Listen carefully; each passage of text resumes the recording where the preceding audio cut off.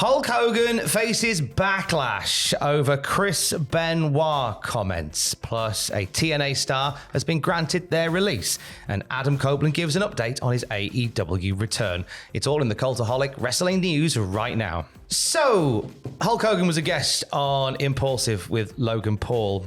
And he's made a comment that has been met with what could only be described as universal backlash from wrestling fans, and I think just people, normal people. Yeah, I think so. Hogan was pitching a babyface storyline for Logan Paul that would have seen him save Roman Reigns from a beatdown from the new bloodline, and reassured Logan that the fans would be on his side if this storyline did happen, despite their current feelings towards him. He said, quote, "Wrestling fans are very forgiving, you know? If Chris Benoit can do the crap he did and the fans still love him, they are very forgiving. I've made some major mistakes in my personal life. They are very forgiving. They forgive you." Several things wrong with that straight off the bat. Should I start listing the things that are right? I think so, because, I'll jump in. Well, okay, so first of all, kind of minimizing what Benoit did. Oh, ever so slightly. Yeah. Ever so slightly. You know what Benoit did isn't something that I describe as that crap he did. No, and equating it with, mistakes that he or Logan Paul may have made, and then saying, but the fans will forgive you because they forgave Benoit, which is a very flippant thing to say. I don't think the wrestling community has forgiven Chris Benoit at all. What I don't understand. Of the internet is Hulk Hogan on when people are like, oh, we forgive Benoit for what happened there? What part of the internet? No. What part of it? The thing is, right, and there is divisive corners of the internet, and there is this edgelord nature that you'll go in the comments and there'll be people who will be saying stuff to the contrary. They're not worth bothering reading. That's not the majority. No, it's a teeny tiny SDE minority of people that will say stuff like that. The internet, the internet's one thing. Wrestling fans have not forgiven Chris Benoit. Will never forgive Chris Benoit. And also, and this is like way further down in the list of terrible things that Hogan says here, obviously, this one doesn't matter as much at all, but also, he's a crap fantasy booker as well. He's a rubbish fantasy booker. That's really bad, isn't it? That's dreadful. Why would Logan save Roman? I don't think the fans would cheer if that happened. No.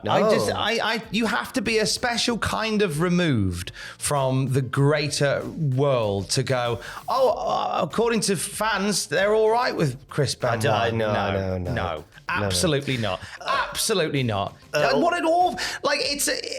There's a whole generation of wrestling fans that grew up idolizing Hulk Hogan, right? There's a whole generation of wrestling built on what Hulk Hogan built, and it's devastating that it feels like every week now something happens that just tarnishes even further that legacy. Oh, yeah. It makes me sad for the person that I knew, if you know what I mean. Okay, I know what you mean. Yeah. So to put it blankly, to those who go, your mate Terry, he was a big. My mate Terry, Big Ted, the Big Ted. Oh no, wait, I've said Terry. I didn't actually mean Hogan. I was just trying to think of man's name. Oh, I thought you meant my mate Terry. I was trying to do a joke where you went, I feel bad for the person I once knew, and I was going to be like, oh, what, Big Kevin? I see. And then not Nash. Kevin Nash. I can't stop naming no names. I can't stop naming NWO members. I'd like to point it out there, and I want it point blank out there. Whilst I know Hulk Hogan to non-wrestling fans has a much stronger footprint, whether we like it or not, in the wrestling world than either you or I do. Yeah. But I would like it pointed out there that wrestling fans 100% have not and never will forgive Chris Benoit. Come on now. In the interview as well, Hogan also stated that he's signed a 5-year deal with WWE. I assume a Legends contract extension or something like that. Yeah, I would think so. Do they have time limits on those Legends contracts? I suppose they have to. Well, they have to re-sign them, don't they? Every so often. So he's obviously signed to a deal which allows, like the Legends deals allow the WWE to use their name and likeness, and they get paid a monthly or an annual sum in order to do so. So it means they can make Hogan merch, they can put Hogan video games and stuff like that. So anyone who thinks that might mean like, oh, Hogan's going to come back for another run, doesn't really mean that at all. There's loads of people that sign them. We know Victoria signed one recently. Yes. Which means that they'll use her name and likeness in things going forward. Means she'll probably pop up in 2K25, a video game. That would be nice to see. That'd be nice to see as well. I'd like to see that more than Hulk Hogan currently, to be honest with you. Let's move on. Let's talk TNA. Fightful reporting that a star of TNA for the last couple of years has signed off with them as of this past weekend. Yes, a star of the Knockouts division. Fightful Select have reported that Giselle Shaw requested and has been granted her release from TNA. Her final appearance for TNA was at the TV tapings the day after the recent Emergence pay-per-view last weekend, effectively meaning that she is now done with TNA. During those 3 years, she was in the mix for the Knockouts Championship on a regular basis. Don't think she ever won it, but she was always, I think, very good in the ring and also a very strong character within the women's division as well. Good heel, I'm very glamorous and you're very not kind of shtick. Yeah, exactly. Her next appearance will be at Scott D'Amore's Maple Leaf Pro Wrestling show. No, I'm just excited for it. Yeah. I just think Scott D'Amore seemed to really know what he was doing in running a wrestling promotion. And I'm definitely going to check it out. Yeah, he is absolutely loading this card up as well. And I'm not surprised that Giselle Shaw is part of that mix as well. But there's going to be some big names joining Giselle Shaw on that show as well. And best of luck to whatever Giselle Shaw does next. Giselle Shaw. I can only speak on personal experience that when I did the Impact tour, she was lovely. She was very kind. She was very supportive and had a lovely time chatting with her. She's great fun. She's been on the podcast a couple of times now. Always got time for Giselle. So best wishes for Giselle going forward. 100%. Giselle. Why can't I say Giselle? You could say it in the ring in front of hundreds of people. I could. I just can't say it in front of you and you. It's probably because you're not wearing your trousers this morning. I see you. You're talking to Owen behind the camera. And you. AEW All In is all in the book, in the pocket and out of sight. And WrestleNomics report that the turnstile count for the event was 46,476, indicating the number of tickets used for admission. The last estimate of tickets distributed was over 50,000, both sales and comps. According to Tony Khan, over 50,000 was the number. It falls under 50K. I did the news podcast this morning, which you can listen to on all podcast feeds. It gives you all the wrestling news in 10 minutes. And whilst it's still a good number for a show, and I think that is worth pointing out, it's still a solid number. It is very down on last year. Yes, it is down on last year. I think that was always going to be the case, but I think the key thing you said there is it's quite considerably down on last year. Yes, it is. If it had been like a few thousand down on last year, people would have understood. But it does seem like a drop-off, certainly. There's two ways of looking at it, isn't there? Because on one hand, yes, it is considerably down from last year. But on the other hand, like you say, drawing 50,000 fans to a wrestling show is no mean feat. It's still really strong. It's still really good, even if you manage to do that plus like 20,000 extra the year before. So it's weird to know. It's hard to know what to make of it. I do think it's probably a wise decision to not hold All In at Wembley Stadium next year. I think based on this trend, had they held All In at Wembley next year, that number would be considerably more embarrassing. Whereas, unless something changes in terms of how the company is shown in the UK in the year to come. I don't think they'll be. I don't know this. I assume they're not doing Forbidden Door at Wembley Stadium next year. No, I don't think it will. But they've said London, but I imagine it'll be an arena show. Maybe Wembley Arena. Well, if the demand is still there, I think that show could end up looking really packed out, and it could justify this decision not to bring back All In yet. Although, isn't it coming back in 2026 maybe? It's come back in 2026. We'll have to see where it goes. Yeah. Everything could change by then. But yeah, there's two sides to this story. And it's hard to know how to look at it, but I'm sure that the internet will handle it with nuance. So, yes. I'm sure they will.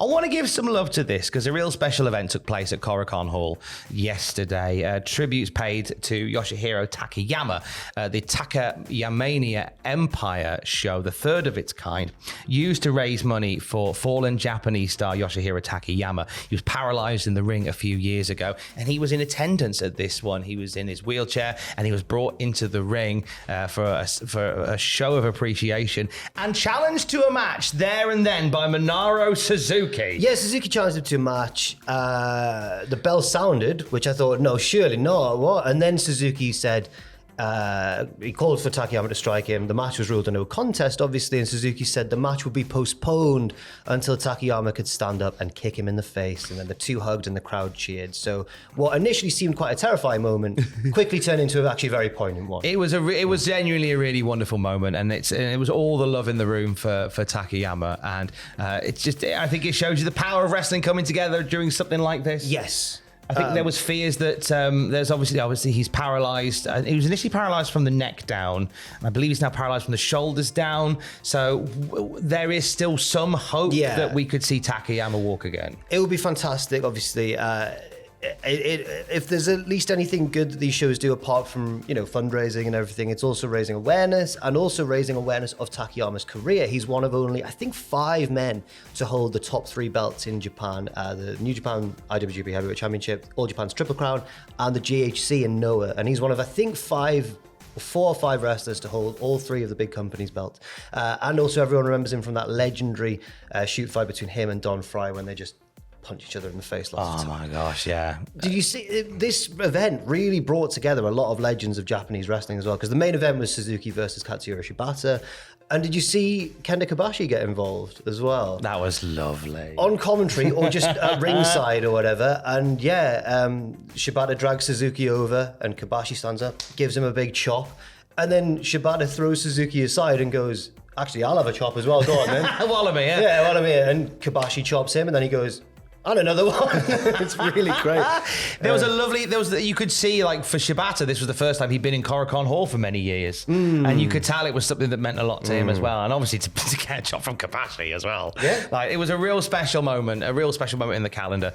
We really wanted to point it out today. Now, over to AEW once more. Adam Copeland spoke to Sports Illustrated, gave us an update on his recovery. The quote is a little bit sort of flight of fancy, a little bit of jazz. So just be ready for it, because it does jump around quite a bit. I'll do my best. Thank you. Copeland said to Sports Illustrated about his injury and the recovery from it. It feels really good. I got the surgery. I guess it was June 1st by the time I finally got the surgery done. So I guess yesterday was 3 months.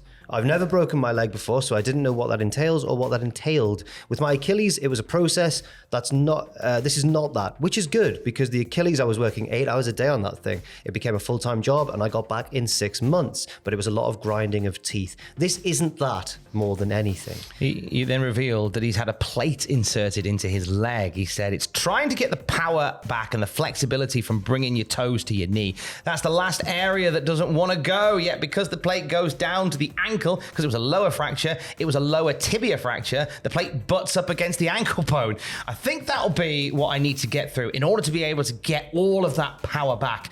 I don't know what a time frame is, which is normally a spell of time that allows you to give a decision on when you can do something. I don't know any of that. I know that now I can walk, get in the ring and move around a little bit, but I still feel the deficiency. So I know I still have time to work. So I have some work to do to return to where I need to be. It sounds like, whenever you hear Adam Copeland talk out of character, he seems very laid back. He seems like a very laid back sort of guy, and one who kind of takes life as it comes. And that sounds like the attitude he's approaching this with. But man, it sounds, when you were reading about some of the stuff like the plates pushing up against the ankle and blah, blah, and I was thinking, oh my God. I've never broken a limb. No, I'm not. And the way Adam Copeland describes it, I'm not in a massive rush to either. No. Please stay away from jumping off steel cages. Thank you. And please. Best wishes to him and hopefully a very speedy recovery as well. For an update on the latest wrestling news at any time, you can check out Cultaholic.com. Stay safe. Love you. Bye.